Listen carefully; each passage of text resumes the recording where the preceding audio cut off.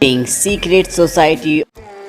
इस कहानी की शुरुआत में एक किंगडम को दिखाया जाता है जिसका नाम इलेरिया होता है और इसी किंगडम के राजघराने में एक लड़की होती है जिसका नाम सैम है। हालांकि सैम रॉयल फैमिली से बिलोंग करती है लेकिन उसे रॉयल फैमिली वाला ट्रीटमेंट नहीं दिया जाता क्योंकि यहाँ पर एक रूल होता है कि जो भी सेकंड बॉर्न चाइल्ड होगा उसे उस तरह का ट्रीटमेंट नहीं मिलेगा जिस तरह से फर्स्ट बॉर्न चाइल्ड को मिलता है।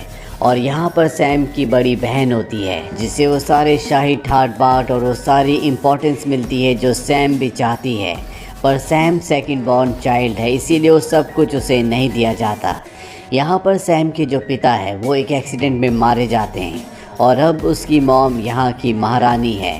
पर जल्दी सैम की जो बड़ी बहन है वो 18 साल की होने वाली है और जब वो 18 साल की होगी तो वो इस किंगडम की क्वीन बन जाएगी। सैम को दिखाया जाता है जो यहाँ पर आम बच्चों के साथ रहती है और उन्हीं आम बच्चों में उसका एक दोस्त होता है जिसका नाम है माइक। वहीं दूसरी तरफ हमें एक जेल को दिखाया जाता है जहाँ पर एक कैदी होता है और जब वो एक सेब खाता है तो उस सेब के अंदर से एक मशीन का पार्ट निकलता है। उसके पास एक ट्रांसमीटर होता है, वो उस पार्ट को उस ट्रांसमीटर में फिट कर देता है और उस ट्रांसमीटर की मदद से वो उस लॉक को खोल देता है। वही सैम को दिखाया जाता है जो अपने दोस्त माइक के साथ एक कॉन्सर्ट की तैयारी कर रही होती है। दरअसल उसे म्यूज़िक में बहुत ज़्यादा इंटरेस्ट होता है और तभी वो माइक से कहती है कि तुम्हारे मुंह से गार्लिक की बदबू आ रही है। ये बात सुनकर माइक पूरी तरह से हैरान हो जाता है। वो कहता है कि मैंने 2 दिन पहले गार्लिक खाया था। अब यहाँ से सैम चली जाती है। दरअसल आज उसके घर में एक बहुत बड़ी पार्टी होती है जो उसकी बड़ी बहन की शान में दी गई होती है। रात को जब वो पार्टी में आती है तभी उसे सैम का मैसेज आता है। दरअसल उसे सैम के साथ आज एक क्लब में जाना था। वो पार्टी से बहाना बनाकर किसी तरह से सैम तक पहुंच जाती है और अब जिस पार्टी में इन्हें जाना होता है ये वहां तक पहुंच जाते हैं लेकिन इन्हें अंदर एंट्री नहीं दी जाती क्योंकि इनके पास इनके कार्ड्स नहीं होते। इस बात से दोनों के दोनों डिसअपॉइंट हो जाते हैं और जब वे वहां से जाते हैं तो ये देखते हैं कि इसी क्लब का एक बैक डोर भी है जहाँ से कुछ लोग अंदर जा रहे हैं, लेकिन अंदर जाने के लिए वहाँ पर एक पास कोड होता है।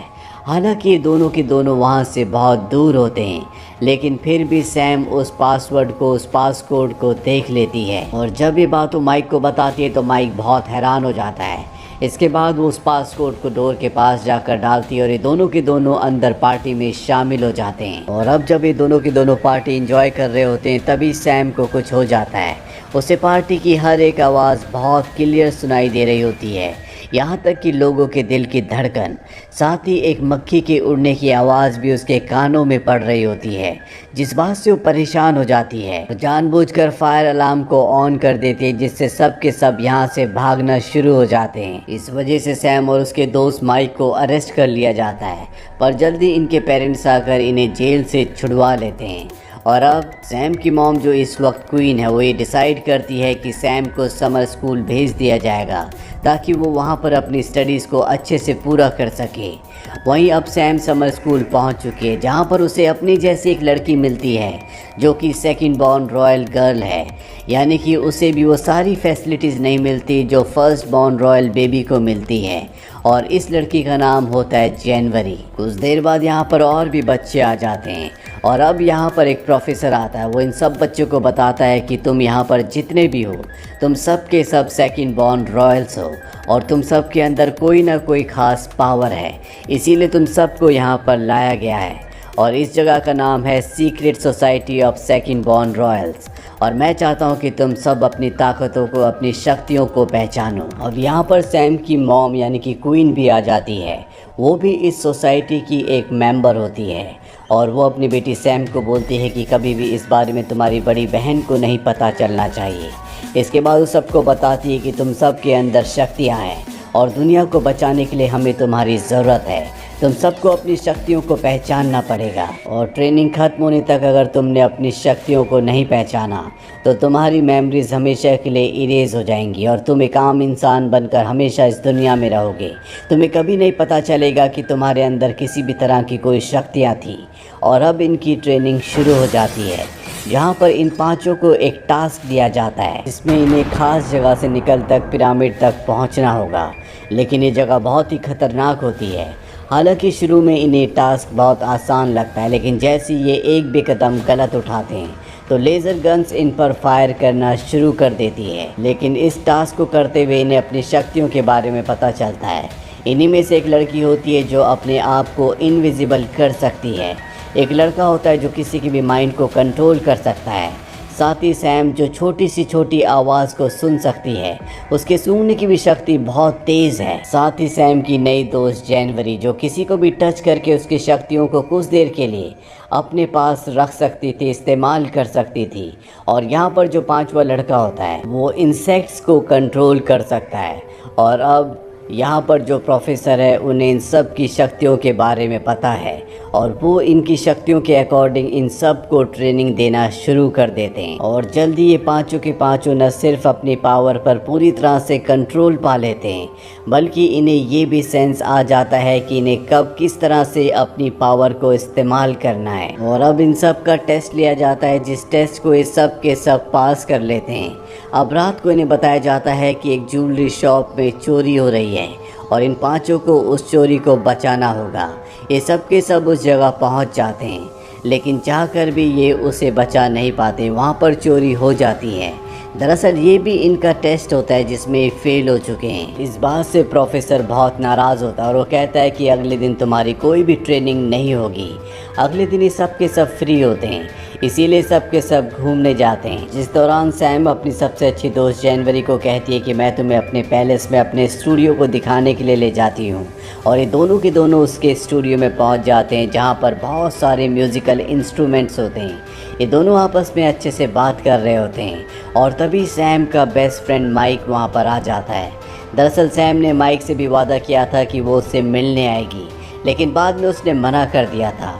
और अब जब माइक सैम को यहाँ पर देखता है तो वो उससे नाराज़ हो जाता है। वो यहाँ से जाने लगता है। सैम उसे रोकना चाहती है, पर तभी यहाँ पर वो कैदी आ जाता है जिसने इस कहानी की शुरुआत में अपने आप को जेल से छुड़वाया था। उसके पास टेलीकाइनेटिक पावर्स होती है जिससे सैम को पकड़ लेता है। साथ ही उसकी दोस्त जनवरी को हवा में दीवार के साथ उठा देता है। वो इन दोनों पर पूरी तरह से हावी हो जाता है, पर किसी तरह से दोनों अपने आप को छुड़ा लेती हैं। और अब उस कैदी को लगता है कि यहाँ से निकलने में उसकी भलाई है। निकलने से पहले वो सैम को स्नोफ्लिक्स कहकर जाता है, जो सुनकर सैम पूरी तरह से हैरान हो जाती है क्योंकि उसके पिता उसे इस नाम से बुलाया करते थे। सैम के प्रोफेसर भी यहाँ पर पहुँच चुके होते हैं। सैम उनसे कहती है कि मुझे बताया गया था कि मेरे पिता इस दुनिया में नहीं रहे, लेकिन मुझे लगता है कि वही मेरे पिता है।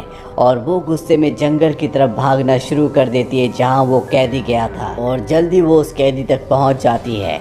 सैम के चारों दोस्त और प्रोफेसर भी जंगल की तरफ भागते हैं और जब वो उस जगह पहुंचते हैं जहां पर सैम और वो कैदी होता है तो प्रोफेसर अपने आप को कई रूप में बदल देते हैं। दरअसल उनके अंदर पावर होती है कि वो अपने कई रूप बना सकते हैं और कई रूप बनाने के बाद वो सैम को तो बचा लेते हैं, लेकिन खुद बहुत बुरी तरह से ज़ख्मी हो जाते हैं। पर अब उस कैदी को एक बार फिर से पकड़ लिया गया है। सैम की मॉम को सैम की इस हरकत पर बहुत गुस्सा आता है और वो सैम को बताती है कि वो तुम्हारे पिता नहीं है, बल्कि वो तुम्हारे पिता के भाई हैं और उसी ने तुम्हारे पिता को मारा था। अब सैम उस कैदी से मिलने के लिए जाती है और वो कैदी सैम को बताता है कि मैंने अपने भाई को इसलिए नहीं मारा था क्योंकि मुझे राजगद्दी चाहिए थी, बल्कि इसलिए मारा था ताकि मैं राजघराने के राज को हमेशा के लिए ख़त्म कर दूं। वहीं सैम की बड़ी बहन को दिखाया जाता है जो अब बहुत जल्दी क्वीन बनने वाली है। उसकी क्वीन बनने की सेरेमनी अब बहुत जल्दी आने वाली है।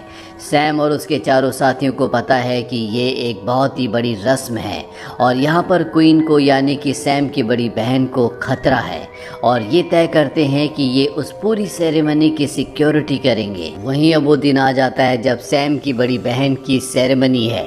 यहाँ पर जो इनका साथी है जो लोगों के दिमाग को अपने कंट्रोल में ले सकता है, वो देखता है कि वो अपनी पावर को इस्तेमाल नहीं कर पा रहा। दरअसल सैम की अच्छी दोस्त जनवरी जो कि किसी को भी हाथ लगाकर उसकी शक्तियाँ ले सकती है, उसने इसकी शक्तियाँ ले ली होती है और वो इस शक्ति से गार्ड को अपने वश में करके उस जगह पहुँच जाती है जहाँ पर सैम के अंकल को कैद किया गया है और वो सैम के अंकल को छुड़ा लेती है। दरअसल वो शुरू से सैम के अंकल के साथ मिली हुई थी। उसी ने इस कहानी की शुरुआत में सैम के अंकल को वो एप्पल भेजा था और अब वो सैम के बाकी दो दोस्तों को भी यहाँ पर अपने वश में करके ले आती है और उस जगह कैद कर देती है जहाँ पर सैम के अंकल कैद थे। सैम के अंकल अब आज़ाद हो चुके हैं। वो उस जगह जा रहे हैं जहाँ पर सेरेमनी हो रही है। दरअसल वो पूरे राजघराने को ख़त्म करना चाहते हैं और उनके पास इसके लिए एक एक्सप्लोसिव भी है। वहीं सैम के तीनों दोस्तों को दिखाया जाता है जो सेल के अंदर है। उन्हीं में से एक जो इंसेक्ट को कंट्रोल कर सकता है, वो एक फ्लाई को कंट्रोल करके सैम के पास भेजता है और उसे बता देता है कि जनवरी उसके अंकल के साथ मिली हुई है और अब उसके अंकल आज़ाद हैं। यहाँ पर सैम अपनी पावर्स का इस्तेमाल करती है और अपने अंकल को ट्रैक कर लेती है, लेकिन वो जानती है कि उसे मदद की ज़रूरत है। इसीलिए वो अपने दोस्त माइक के पास जाती है और उसे कहती है कि मुझे तुम्हारी मदद की ज़रूरत है। अब सैम, जिसे पता है कि जनवरी भी उसके अंकल के साथ मिली हुई है, वो उसे ट्रैप करके एक जगह ले आती है। जनवरी उसके सामने अकेली खड़ी होती है और वो एक्सेप्ट करती है कि वो उसके अंकल के साथ मिली हुई है। और ऐसा वो इसलिए कर रही है ताकि वो उसकी बड़ी बहन को मारकर खुद यहाँ की क्वीन बन जाए और अब वो अपने इरादों में कामयाब होने वाली है।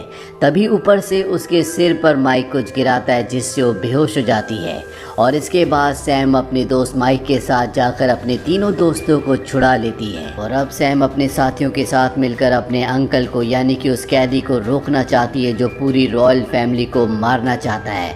इसीलिए वो एक ट्रैप बनाती है जहाँ पर एक डिवाइस होता है जिसके अंदर फंसने के बाद उसके अंकल अपनी टेलीकाइनेटिक पावर को यूज़ नहीं कर सकते और ये सब मिलकर उसे उस रेंज में ले आते हैं, जिसके बाद वो फंस जाता है और उसके पास जो डिवाइस यानी कि जो एक्सप्लोजिव होता है उसे भी ये पूरी तरह से रिप्रोग्राम कर देते हैं जिससे ब्लास्ट नहीं होता। वहीं दूसरी तरफ महल के अंदर दिखाया जाता है जहां सैम की बहन अब क्वीन की शपथ ले चुकी है, यानी कि अब वो यहाँ की नई क्वीन बन चुकी है। रॉयल सोसाइटी में किसी को भी पता नहीं चलता कि बाहर क्या हो रहा है और किस तरह से सैम ने और उसके सभी दोस्तों ने सैम के अंकल को पूरी तरह से निस्तो नाबूद करके एक बार फिर से बंदी बना लिया है।